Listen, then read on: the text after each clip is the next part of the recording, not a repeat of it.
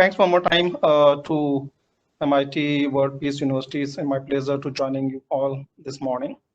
As Dr. Pandey was talking about, and I was also reading about the universities. One of the focus areas, as he mentioned, is about life transformation. Right. So what we study in university for a couple of years, for 4 years, 5 years, doesn't stay there.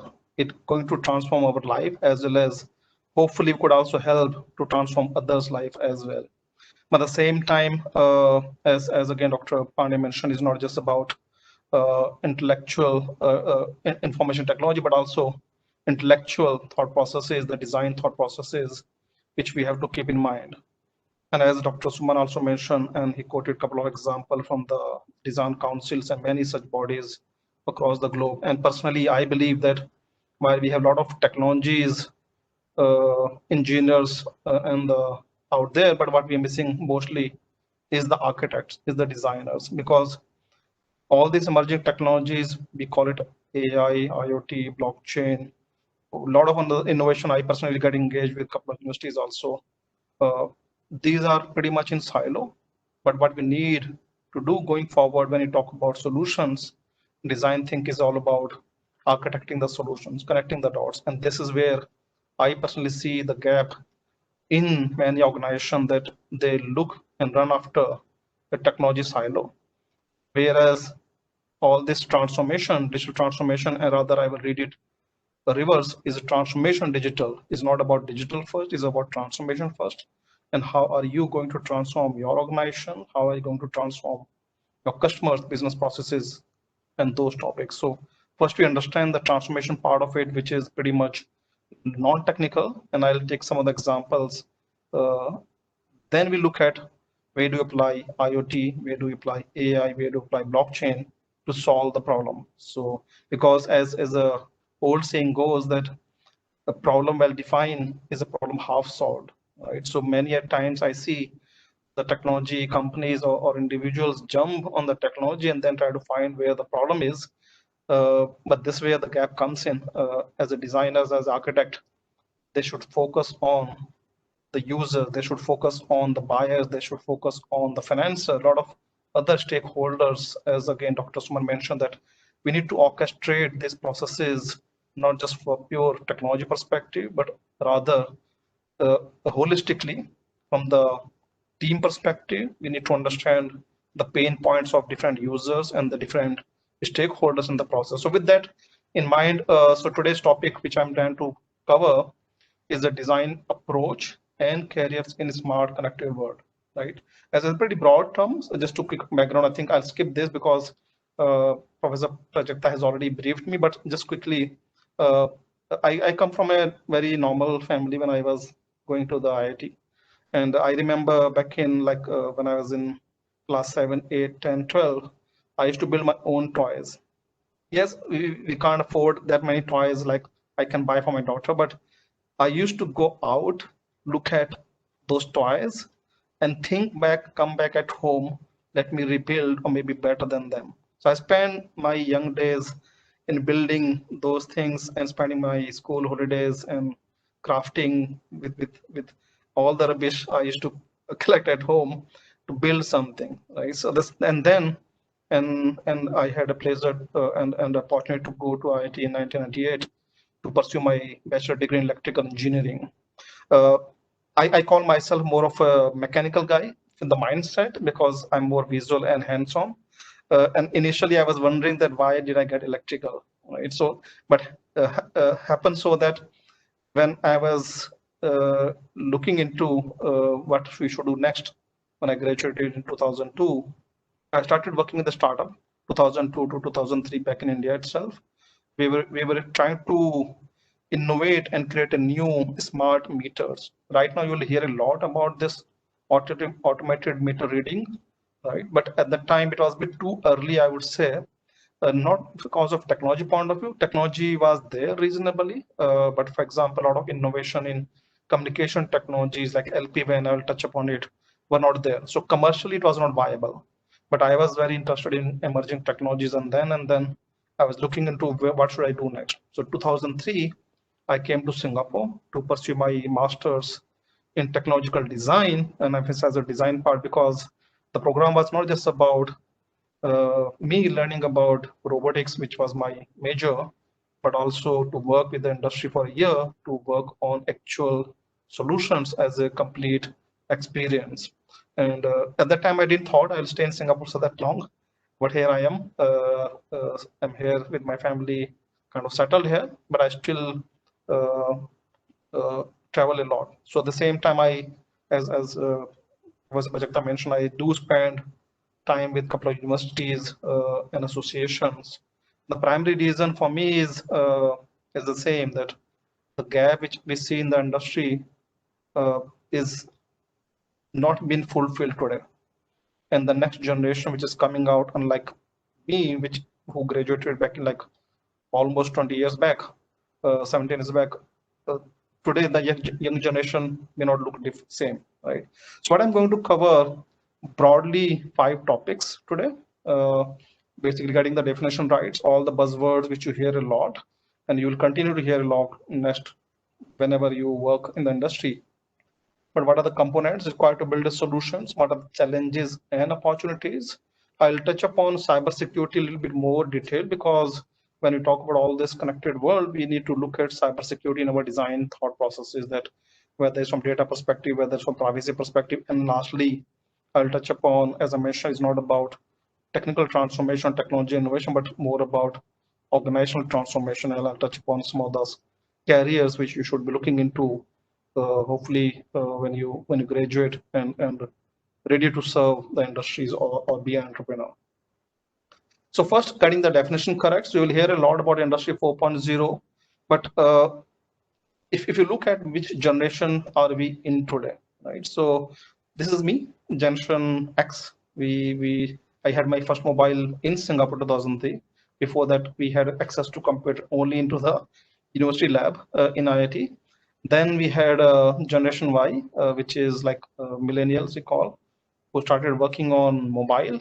And going forward, Gen Z, which is pretty much technology, which Dr. Pandey also mentioned about AR, VR, emerging technologies, virtual technologies, right? So the way we used to work, the way we used to study, the way we used to work uh, with the customers, they may change, right? So I wonder sometime that how these companies, as you see example of Amazon itself, right? So they used to have the simple websites back in 95 until 2016. Then we started having mobile experience, and now you talk to Alexa to order your food or order your medicines or do the work, right? So a lot of technical transformation has been happening. Having said that, this is my daughter a couple of years back, so I sometimes wonder when she will be ready for the workforce, what exactly she will be doing, right? So we sometimes discuss before we sleep that what do you want to be, sort of things. So I'm not trying to force her, but I'm trying to make her think that whatever she does, she have to understand how to solve problems. So it's all about problem solving, whether she want to be a ballerina, as she sometimes says. So when I'm talking to her about space stories, so she want to be a scientist, or when I talk to her about multiple universe, she'll talk something else, right? So whatever she would want to be, my hope is that she will be more of a good problem solver, a good architect, whichever problem she looking into or industry she is working into. These were the skills which I think will be always relevant. And this is about the core competency of a designer, right? So designer, an architect, and many of you know, if I can kind of joke here, that my surname is Vishwakarma. So sometimes I joke to my daughter that, do you know who is Vishwakarma? Is a god of architect. So the missing knowledge which we see is the architecture, the end-to-end architecture, the thought processes. So let me quickly tell you, I mean, this is just another slide on numbers, right? Whichever report which you read, whether it's a Gartner's, IDC, Frost Sullivan, whichever, everybody will talk about billions and millions of devices, right? So those are all correct in some form, right? But numbers are not enough. So we have to get the definition of the term correct first. What is IoT, right? And I can tell you, many times when I talk to even the senior leaders, what is IoT? They sometimes get tongue-tied, right? So sometimes talk about sensors, somebody talk about 5G, somebody talk about AI, somebody talk about analytics platform, but what is IoT? So let me give you a bit of mouthful definition of IoT, which is correct, but if you give this definition to somebody halfway through, he will still be sleeping. Right? It's not wrong, but it's just that a dynamic global network infrastructure with self-configuring capabilities based on standard protocols, physical and virtual things, having identity, physical attributes, blah blah blah, and basically information system. Right? So you can't remember. I can't even remember also. So to make it simple, what I've been advocating even in the organizations, whether it's CXO or the young students, a simple definition of IoT is nothing but a workflow design. Right?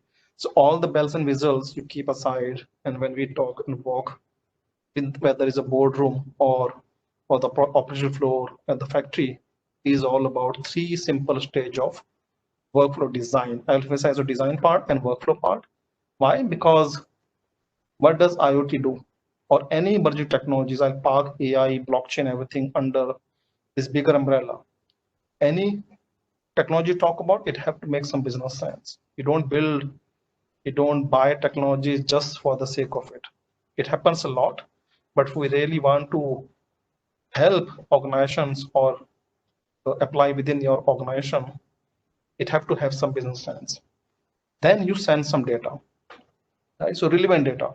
Data is a new oil, but as we advocate that you need to understand how to architect a good oil well, right? Because rubbish in, rubbish out, as you know.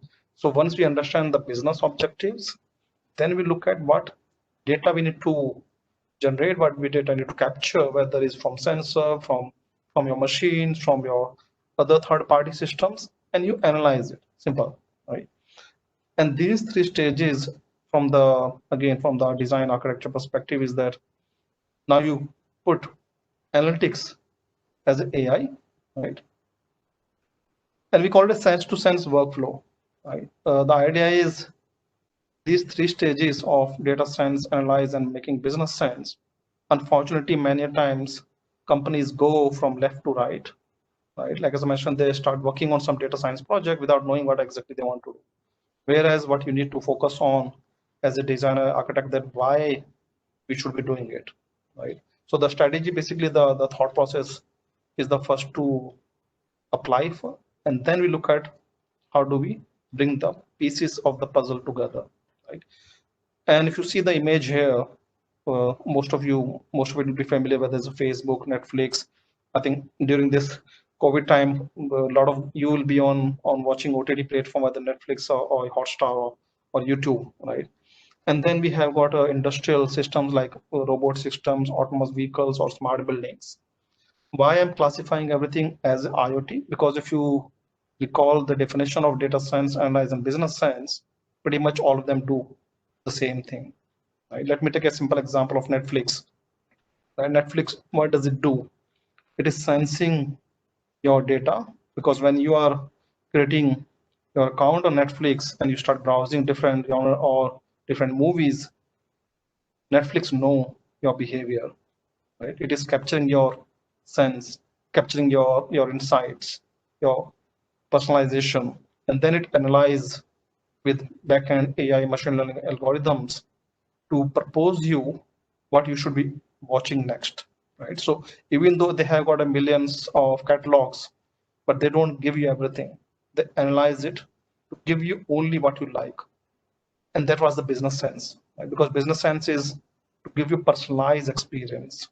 Similarly, if you talk about, let's say, autonomous vehicles, right? So a lot of testing is happening in Singapore, where there is a bus or taxi or pods.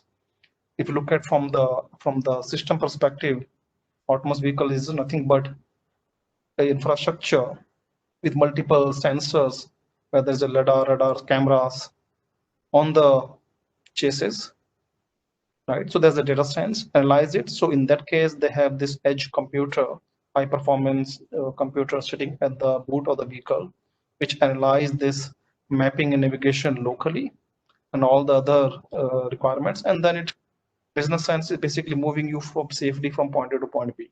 right? So any process which goes through 3 stages can be classified as an IoT. So don't confuse IoT with technology or sensor perspective. So just to give you quick another example from my previous experience as Professor Prajakta mentioned, I spent quite a lot of time into industry, which is broadcast media technologies, as well as industrial automation. So next time when you watch any live broadcast, right? So if you see live broadcast, whether sports or news channels, uh, there must be a camera on the field with the cameraman, right, or the journalist.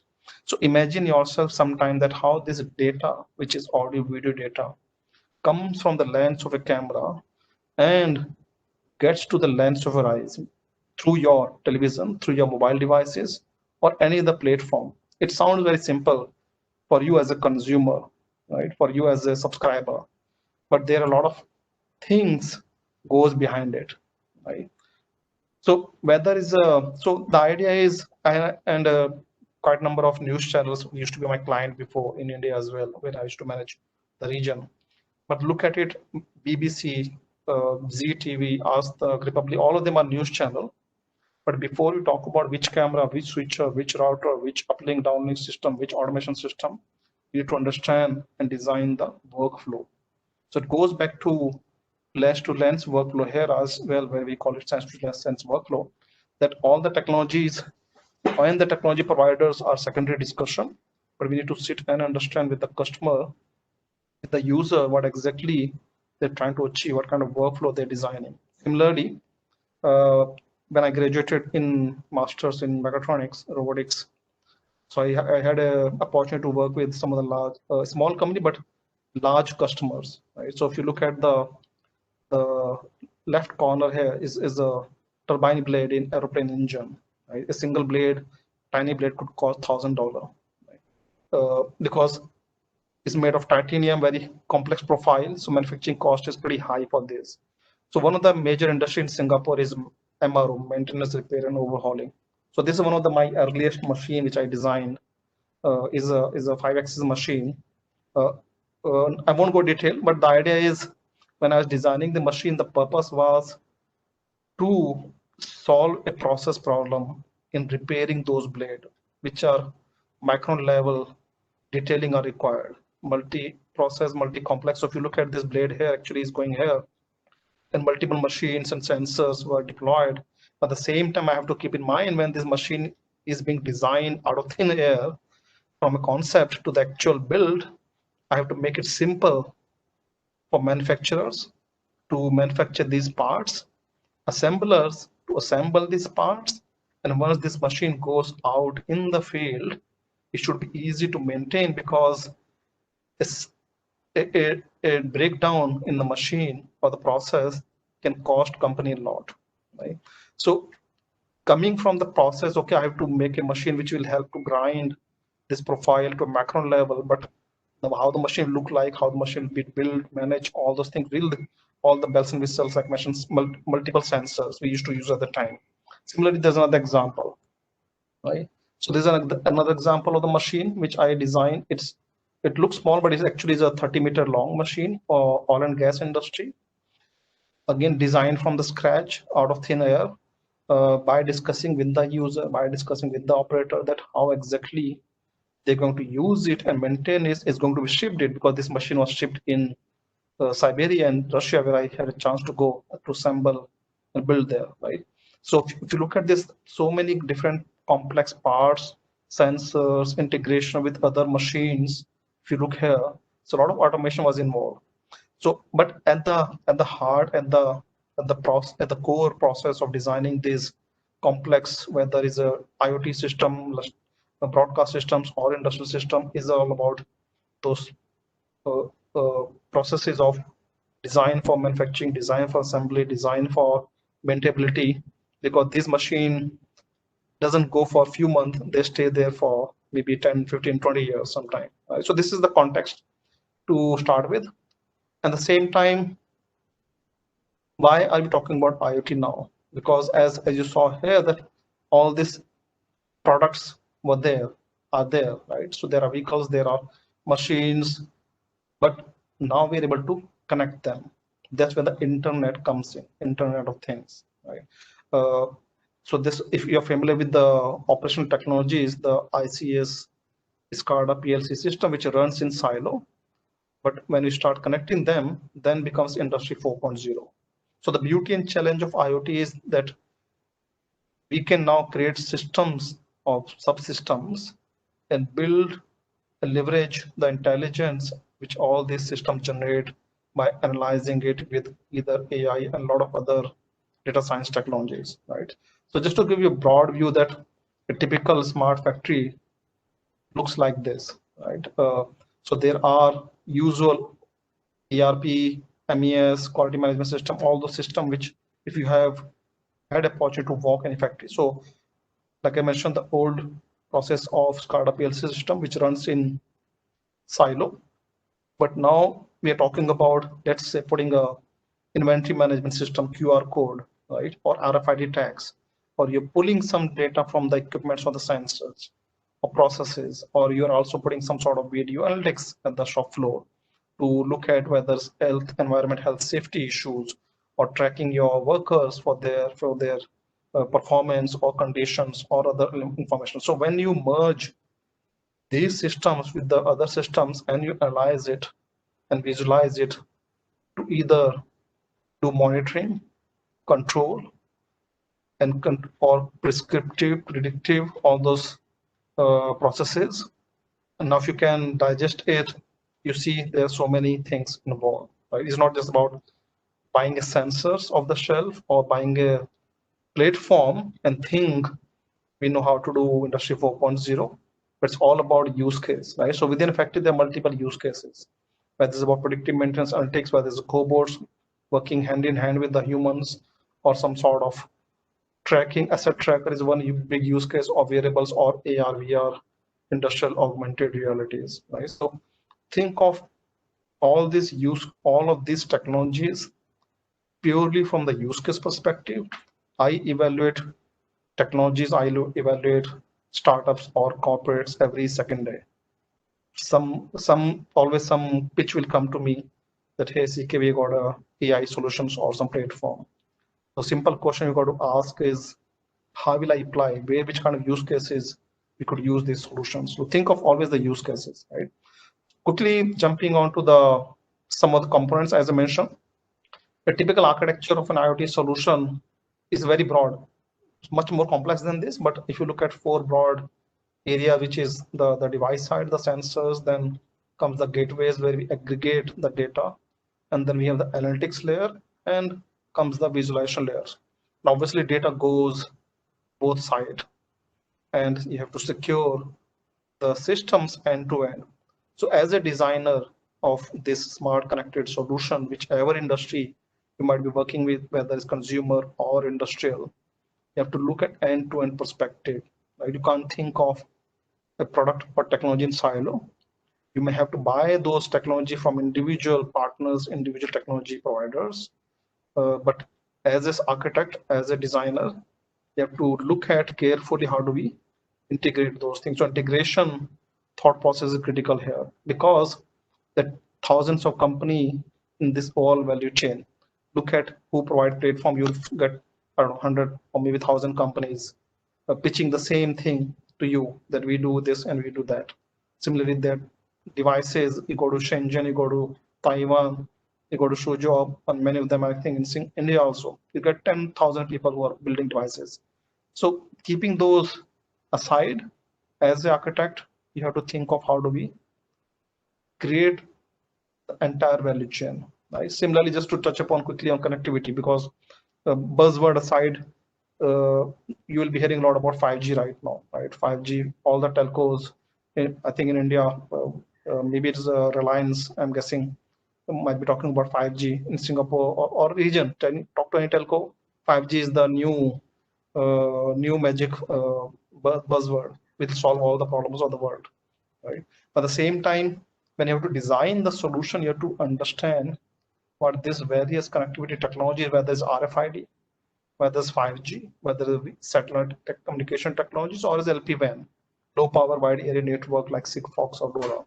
So once you understand each technology's pros and cons, the sweet spot, then you can design there are solutions correctly. When I say correctly, doesn't mean only technically correctly, but also from the business and commercially it have to be correct as well. Because, for example, if you have to track your cats and dogs, right, or the asset which is not moving fast enough, maybe the cargoes, right?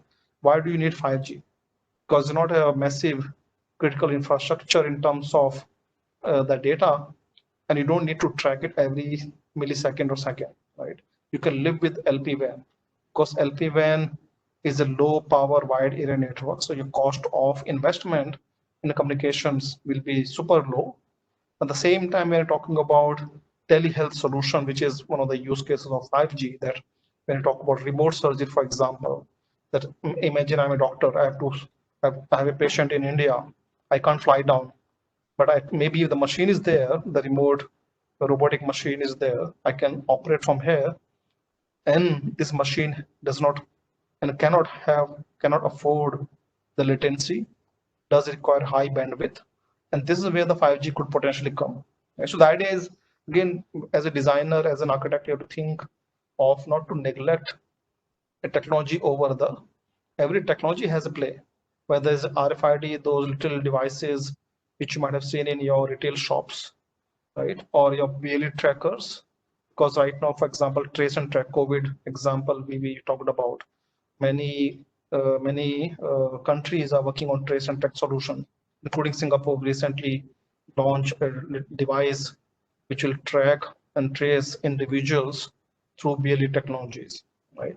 So understand all those various things, and same goes for edge, for cloud, and each of them has a different play. Edge comes at the edge level, basically at the device level, when you're talking about like the computing as close as to the device data source, and the moment you go far from it, which is data centers or high performance computing, which you can't do at the device level, then you have to think of a cloud, right? So everything is a computer, whether this sitting at your microcontroller sitting at your device, or a high performance, high GPU computer which is sitting at the data centers, right? And the fog layer is in between, the gateways basically. Right? So just to give you a quick analogy, uh, imagine that you're working on a smart earphone for the deaf communities, right? So I mean, this is a big industry. Some of you could think of it. The deaf community is a multi-billion-dollar industry. Unfortunately, those individuals who suffer for the loss of hearing, there are smart hearing aids are coming in, right? So which can do a lot of analytics at this little device which will go into your ear, right? But now many of these individuals who are talking and communicating through little ear device, ear like or earpod equivalent, all this data will be coming at maybe a certain location, right? So this is where the edge computing and the innovation of technology is helping in, right? Whether you build a hearing aid with it, or you're building up some other industrial system. So understand them a little bit more. What are they are built for? Where the sweet spot is, then we can look into it. Right? Any questions so far? I don't see any questions coming in, so I'll just continue. So feel free to put any question in the chat, and I'll try to address ongoing. Right. So quickly now coming to the next topic, which is the challenges and opportunities. Right. As I mentioned many times, companies think of big data as a another magic button that let's do something, but we have no idea what to do with it, right? Because somebody says so, we have to do it as well. That's not the right approach, right? So big data, yes, it is a new oil, as I mentioned, but what we should be focusing on is how to build a good oil well. And building a good oil well does require multiple skills, and you may not have all the skills. You may have to hire the skills. I'll touch upon it later. Right? So typical key challenges when you have to think of as an architect, as I mentioned, that when you're talking to the customers, you need to have an end-to-end view. When I say end-to-end view means when you walk, let's say, to your customers, could be a manufacturing customer, right? we need to understand the process first. Right? It's not just about going with the pitch deck of an AI platform. We need to understand how they operate. What are the other pieces of the puzzle we need to bring it on board. So make sure that you focus on end-to-end view. And when you say you have to focus on, doesn't mean that as an individual you have to focus on, but as a team, right? So you have to make sure that you have those skills in the team who is working on those initiatives. As Dr. Suman also mentioned, that this is all about team effort. Somebody has certain skills and then somebody has other. Right? So another thing which you have to keep in mind, which sounds simple, but it's not that. It's basically plug and play. Idea is this is primarily applicable for customers who are into legacy mode. What I mean by that, all these IoT emerging technologies which we're talking about, the use cases, whether it's predictive maintenance or healthcare or any other industry which you talk about, 90% of them are into brownfield infrastructure. Brownfield is called the legacy system. For example, your campus is existing, right? Unless you're building a new campus, then you can put all the bells and whistles during the construction phase itself. But how do you make an existing building smart? How do you make existing factory smart? How do you make existing product smart? And when those things are running in operation, you can't expect your customer, the user, to shut down factory. And I can't go and tell my customer, okay, Mr. Customer, I'll make your factory smart. Can you shut it down for 3 months? You'll say, CK, bye bye, and we'll see you. Maybe we'll not see you again. Right? So plug and play is basically the idea is you have to think of the process from the design point of view, that how we start and build the solutions which will be very or almost no disruption to the business or the user's experience, right? Cybersecurity is, I'll touch upon this more detail. Cybersecurity, while I mentioned, is because many times people want to do Industry 4.0, people want to apply all this emerging technology, but they feel threatened that, okay, what will happen, right? A lot of discussion happen about cybersecurity. Having said that, cybersecurity is a technical issue.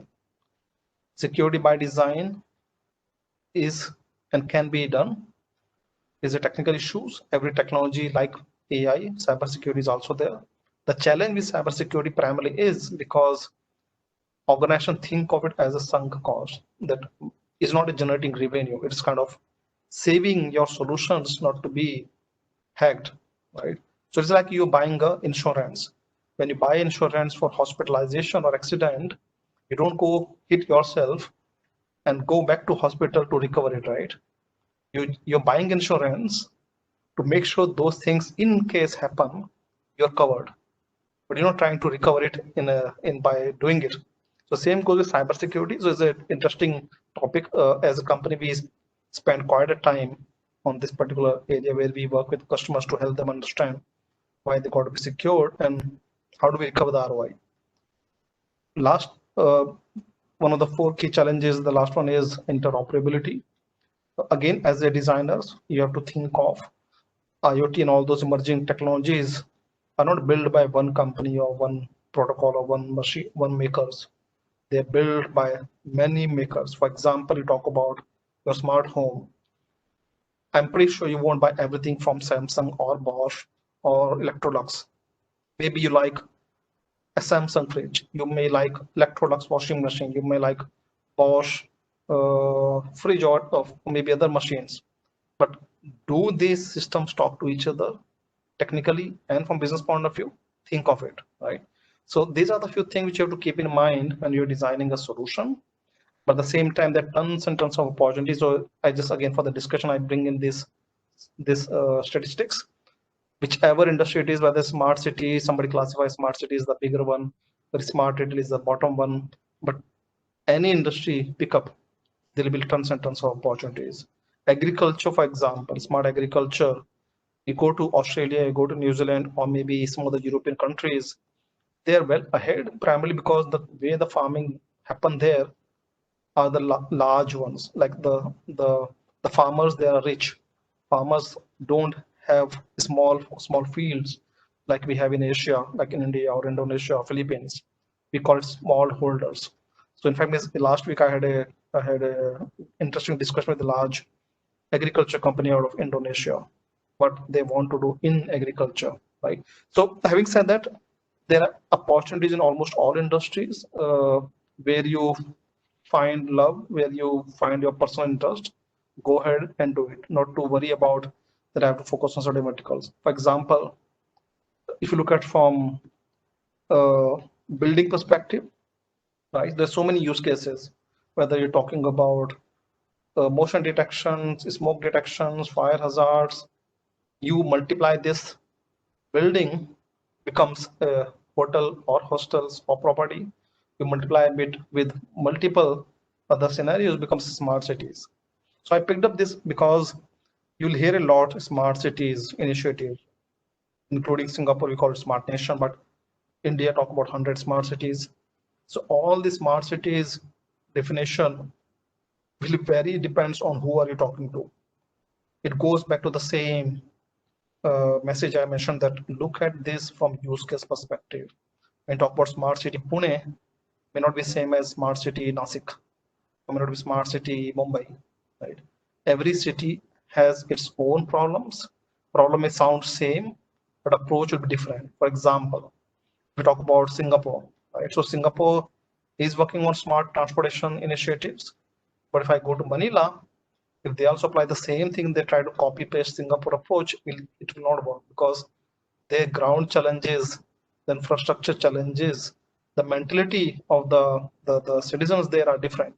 Right? So you have to look at all those things when you initiate such bigger grand scale initiatives like smart cities. So just to give one simple thought process here from Singapore, from the use case perspective, right? So presuming that many of you may not have been to Singapore, but just to give context here, like in India, many places you have the toll tax, right? So when you use the road, you basically pay the government, and whether you kind of stop it for a while, exchange with the cash or with the card at the toll bridge before you enter in.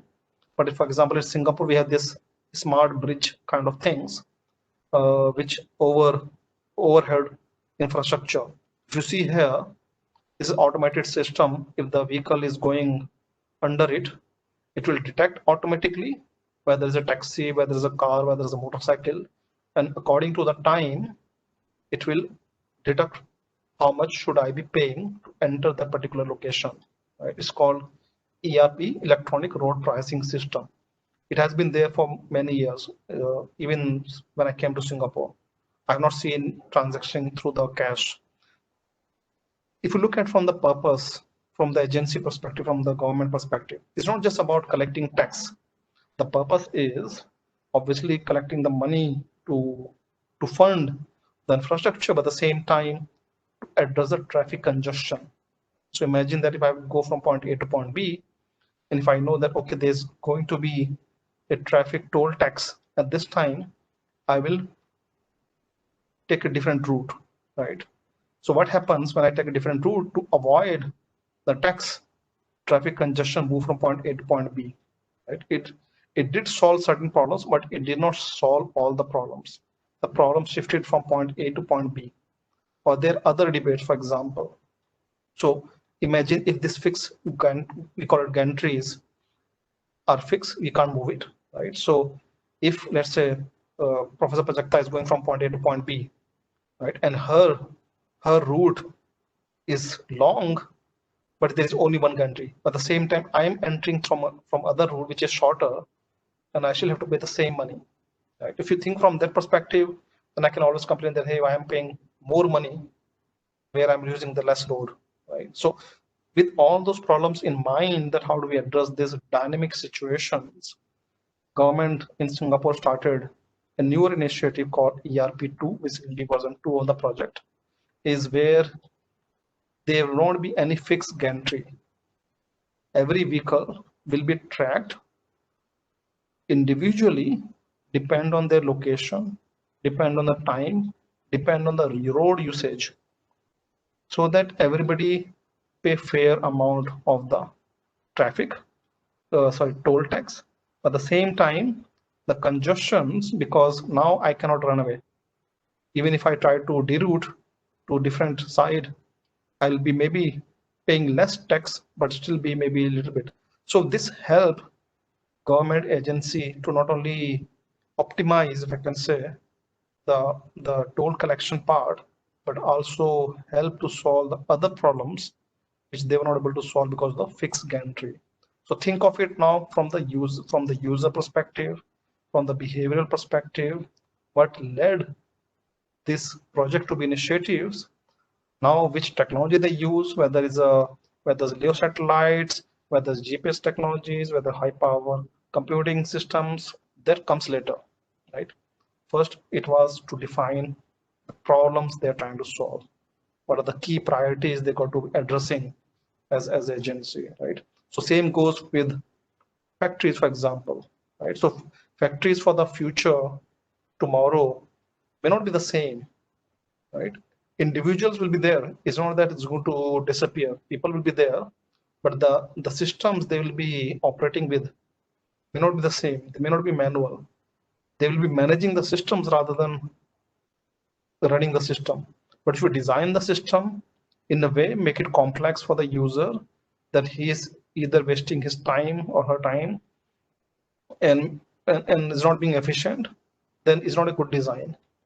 All these machines, all the product which you have to think of the users as a center of the design, that who is my user? Is it a trained engineering staff, or it is a simple cleaner who has to clean the toilet, but now you make it smart, right? So think of those aspects, that how this technology will be used, whether it's with AR, VR, whether it's some sort of wearable devices, all of those will be of no use if you don't understand who is going to use it, right? So highly recommended, and we do it day in, day out, that we understand the use cases, everything.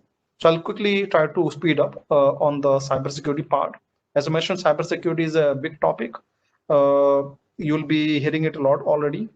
Going forward, when talk about electronic warfare, uh, uh, basically is the future of the war is not about sending missiles and the gun, basically bringing your enemy's infrastructure down. So this simple cartoon tells nothing but that you got a good hackers, and other side you're ready with the all those things.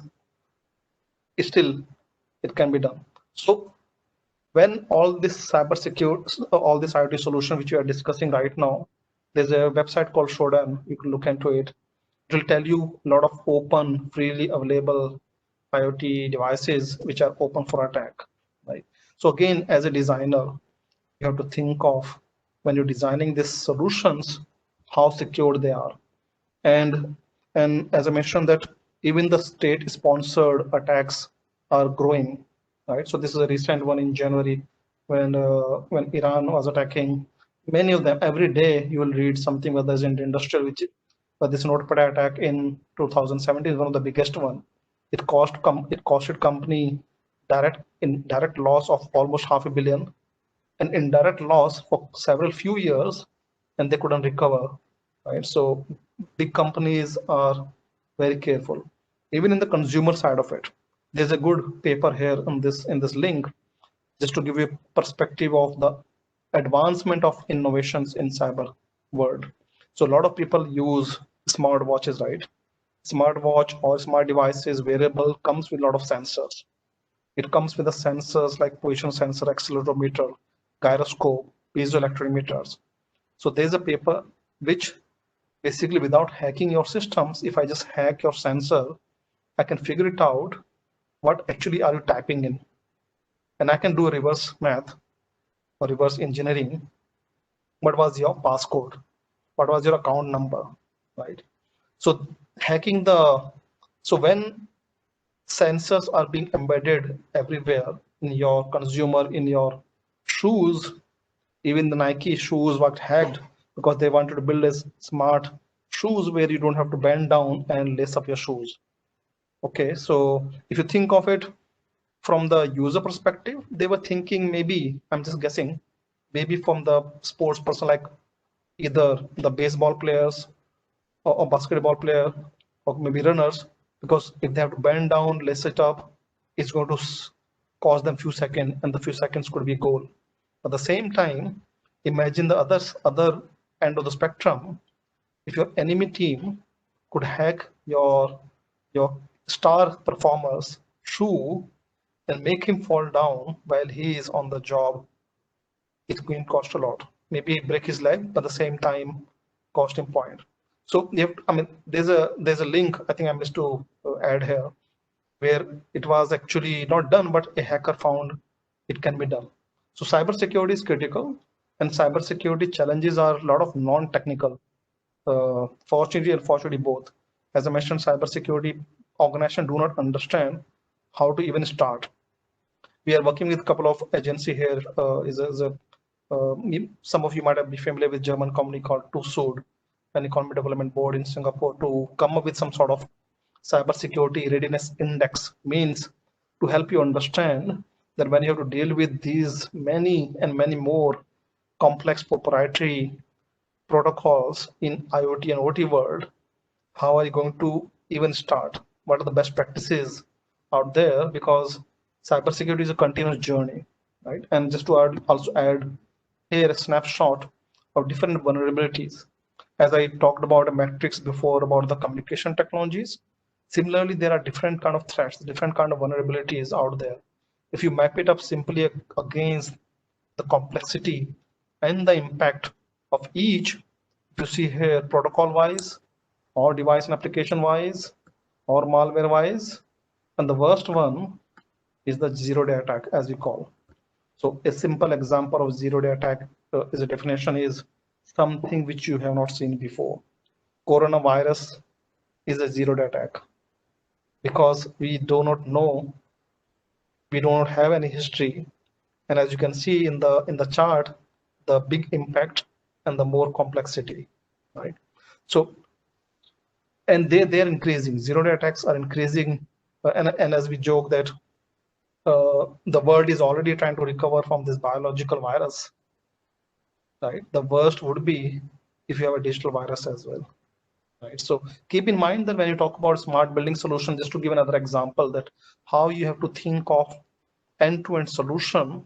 So this solution is basically a video camera solution. For example, you're building a solution, architecting a solution for video camera, right? So you have a video camera, then you got a video encoder, you got a network switcher, you got a client server. So all these pieces of the puzzles could come from different companies. For example, you buy a camera from a company, they'll say, yeah, my camera is secured, is encrypted. At the same time, you got a network switch. They will say, yes, my switch is secured.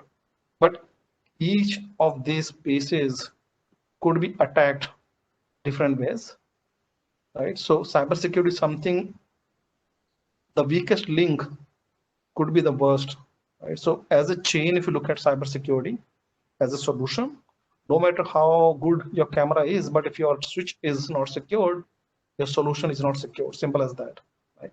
So when you design a solution and architect a solution, you have to also keep in mind how the data is being shared, what are the potential threats, what kind of physical or digital breach can happen, and address them.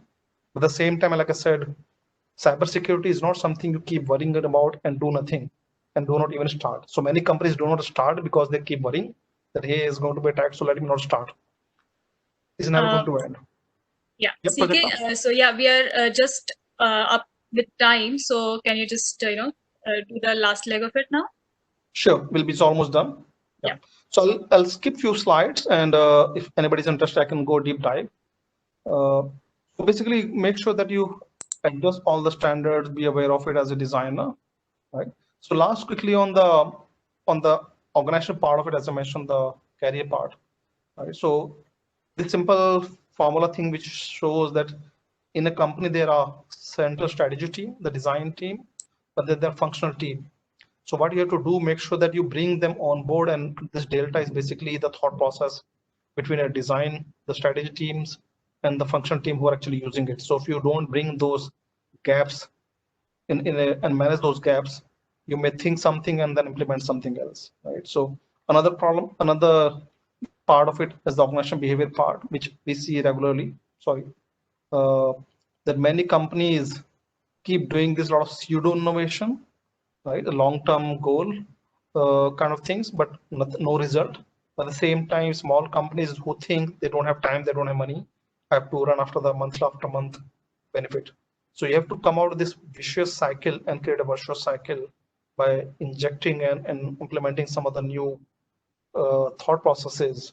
And that's what we do as a company as well. So a few things you have to think of how your organization will look like. Yesterday it was very hierarchical. Today we are getting distributed.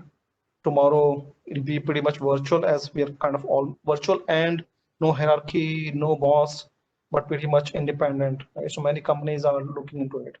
Same time as an individual, how you are yesterday, how are you today, right? And then you do not want to be in this situation. So you have to think of how do your tomorrow will look like. It's all up to you, and that depends on what skills you focus on, right?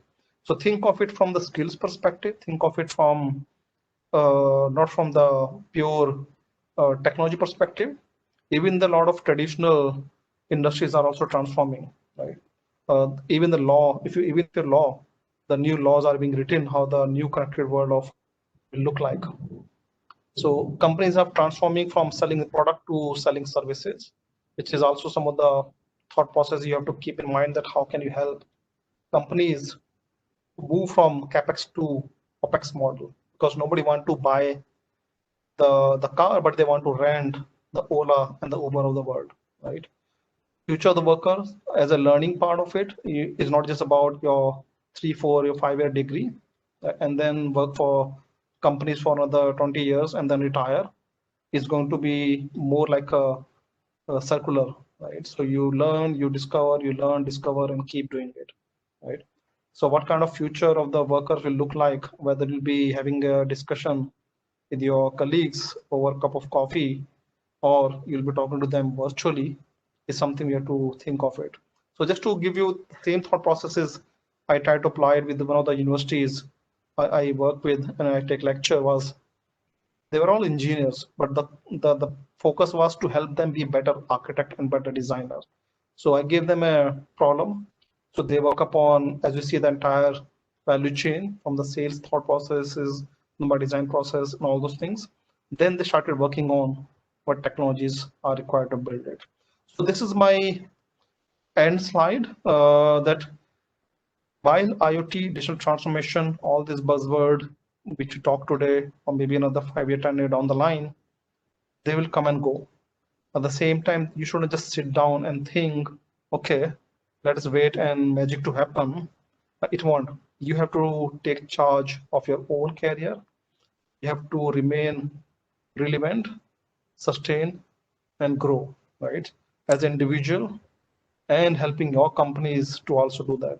So same thing which we are also focusing on 3 term in the organization with the current situation which everybody is dealing with, is basically 3 term: reflect, recalibrate, and rebound. What it means is relook what you have to do today, recalibrate, change your thought processes as a company, as individuals, and rebound is basically come back to normal as soon as possible, because the last thing which you would want to do, especially in this COVID situation, that when things goes better, you don't want to be left behind and thinking at that time. You have to be acting upon it at the time. So given the time we have, whether you are going to virtual classes, so even the education will change, accept it and adopt it, adapt it, and just to make sure, be positive. The things always comes and go. There is always up after the down.